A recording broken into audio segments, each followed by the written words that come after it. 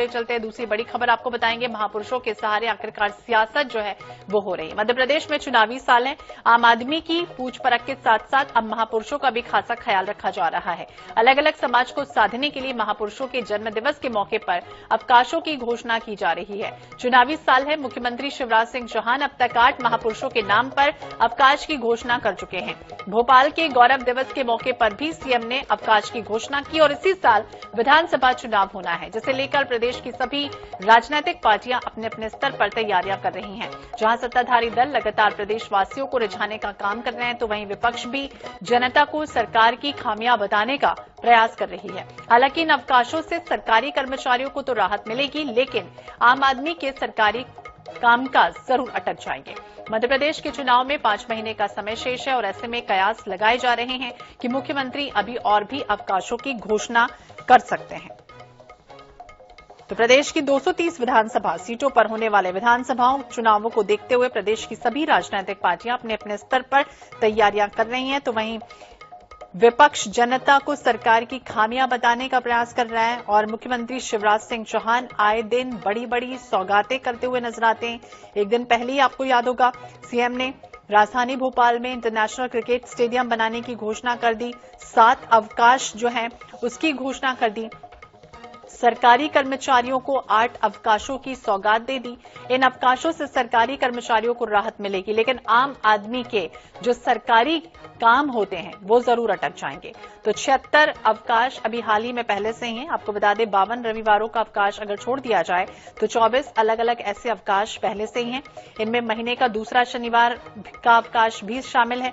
इस तरह 2023 के कैलेंडर को अगर हम देखें तो सरकारी अधिकारी कर्मचारियों को 76 अवकाश पहले से ही तय होते हैं, लेकिन अब 8 और नए अवकाश इसमें शामिल कर दिए गए हैं। अब ये कयास लगाए जा रहे हैं कि मध्य प्रदेश के चुनावों में 5 महीने का समय और शेष बचा है और ऐसे में मुख्यमंत्री शिवराज सिंह चौहान और भी अवकाशों की घोषणा कर सकते हैं। जैसे 22 मई आपको बता दें महाराणा प्रताप की जयंती होती है। 1 जून को भोपाल की आजादी का उत्सव, अभी हाल ही में यह अवकाश इस बार घोषित कर दिया गया। 27 अप्रैल को भगवान चित्रगुप्त प्रकोत्सव पर ऐच्छिक अवकाश घोषित किया गया। 5 जनवरी को संत रविदास जयंती, 14 अप्रैल को डॉक्टर अंबेडकर जयंती, 22 अप्रैल को महर्षि परशुराम जयंती। बीजेपी के प्रवक्ता राकेश शर्मा जी हमारे साथ जुड़ गए हैं। राकेश जी, बहुत बहुत स्वागत है आपका INS 24/7 पर। और जिस तरह से नई नई सौगातें तो दे ही रहे हैं मुख्यमंत्री, लेकिन नए नए अवकाश भी घोषित करते चले जा रहे हैं। आपको नहीं लगता आम आदमी जो है वो परेशान हो जाएगी, सरकारी कामकाज के लिए उनका काम अटकता हुआ नजर आएगा?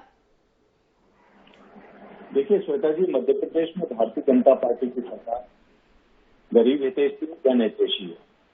जनता जिस चीज मांग करती है सरकार उसकी पूर्ति करती है। लगातार जनता की तरफ से जो बात सरकार के सामने रखी गई है, सरकार ने इस पर गंभीरता से विचार करते हुए निर्णय लिए और मुझे लगता है कि जब जनता के हित की बात होती है तो वो जनता कभी परेशान नहीं होती। लगातार जनता के हित के काम के लिए सरकार ने ऑनलाइन व्यवस्था करके रखी है, जिसमें ऑफिस जाने की भी कई बार आम जनता को जरूरत नहीं पड़ती। 90% काम उसके ऑनलाइन हो जाते हैं और ऑनलाइन हमेशा चालू रहती है व्यवस्था। जी, स्वदेश शर्मा जी हमारे साथ जुड़ गए हैं, कांग्रेस के प्रवक्ता है। स्वदेश जी, आपका स्वागत है INS 24/7 पर। और जिस तरह से बात करें, नए नए अवकाश, नई नई घोषणाएं लगातार सरकार की तरफ से आ रही हैं, क्या कहेंगे इन घोषणाओं को लेकर, इन अवकाशों को लेकर?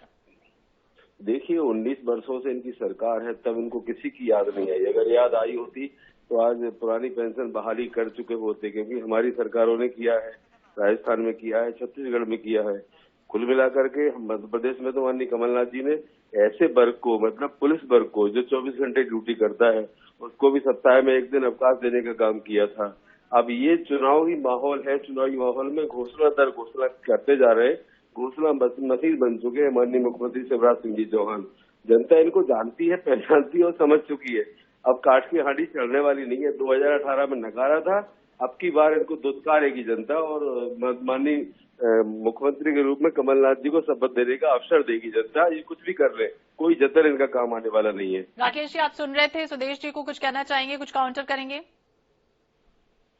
देखिए, कांग्रेस के मेरे विद्वान साथी स्वदेश शर्मा इस बात का जवाब जरूर दें कि घोषणा वीर की बात की जाए तो इसका तमगा तो जो कमलनाथ जी हैं, जो लगातार जनता को वचन देती है कांग्रेस पार्टी और उसके बाद पूरा नहीं करती।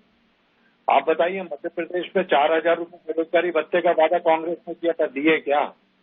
2 लाख का किसान का कर्ज माफ करने की बात की थी, एक भी किसान का 2 लाख का कर्ज माफ हुआ था क्या? उसके बाद 51,000 कन्या विवाह में देने की बात की थी, मध्य प्रदेश में एक कन्या नहीं बता पाएंगे मेरे विद्वान साथी। और साथ ही राजस्थान में कहा था 500 रुपए में गैस का सिलेंडर मिलेगा, आज तक नहीं मिला। हिमाचल में कहा था आज तक नहीं मिला, छत्तीसगढ़ में कहा था आज तक नहीं मिला, कर्नाटक में कहा था वहां आज तक नहीं मिला, साथ ही साथ राजस्थान में कहा था किसान का कर्ज माफ होगा। झूठ कौन बोल रहा है, छलावा कौन कर रहा है, ये जनता देख रही है। मध्य प्रदेश में अगर शिवराज सिंह चौहान ने कहा है कि लाडली बहना को 1,000 रुपए मिलेंगे तो उसको 1,000 रुपए मिलना शुरू हो गए। और हम तो, हमारी सरकार है, हमारी सरकार निर्णय कर जवाब देने की तो कहीं नहीं है, तो घोषणाएं करे जा रहे हैं।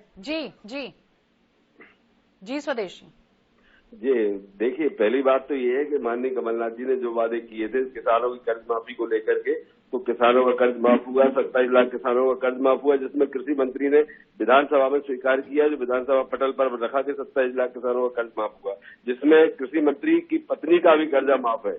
ये बहुत बड़ी बात है, कृषि मंत्री की पत्नी का भी कर्जा माफ है। रहा सवाल आगे का काम करने का, तो हमने जो कन्या राशि थी, विवाह कन्या राशि, वो हमने 51,000 की थी, और इसलिए की थी कि जैसे इनका एक घोटाला पकड़ा गया अभी कि गोपाल भार्गव जी इनकी सरकार के वरिष्ठ मंत्री हैं, उनकी विधानसभा में नकली टीवी बांट दिए थे, तो इस तरह का फर्जीवाड़ा इनके यहाँ चल रहा था, तो उन्होंने, कमलनाथ जी ने उसका पैटर्न बदला था कि ताकि फर्जीवाड़ा ना हो, सीधे उनको पैसे मिले। आज ये बात करते हैं 15 महीने की सरकार में 11 महीने का काम करने का वक्त मिला माननीय कमलनाथ जी को, उस बीच उन्होंने किसानों की कर्ज माफी से लेकर के 100 रुपए में बिजली देने का काम किया। राकेश जी कुछ कहेंगे, समय की कमी है हमारे पास। देखिए, मैं तो चैलेंज कर रहा हूँ सुरेश शर्मा को,